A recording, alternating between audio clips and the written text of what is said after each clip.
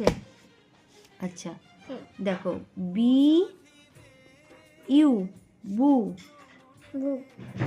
B ও বো, আর B সোজা বসো, চোখে অত কাছে দেখতে হয় না, বি ই বে।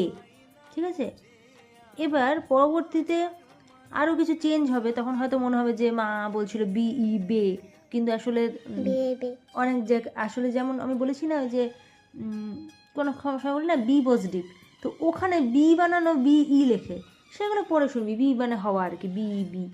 তো কিন্তু আমি জাস্ট উচ্চারণের অ্যাকচুয়াল যেটা যেমন হয় সেটা বোঝানোর চেষ্টা করছি। ঠিক আছে,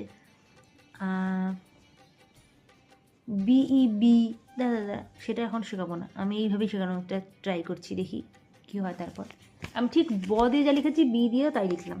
তাহলে এবার বলো দেখি, বি এ বা, বলো বি এ বা, 5 বার বলো। না না ওগুলো এখনই বলো না, বি এ বা আগে বলো, 5 বার। ব্যাস ব্যাস ব্যাস। তারপর বি আই,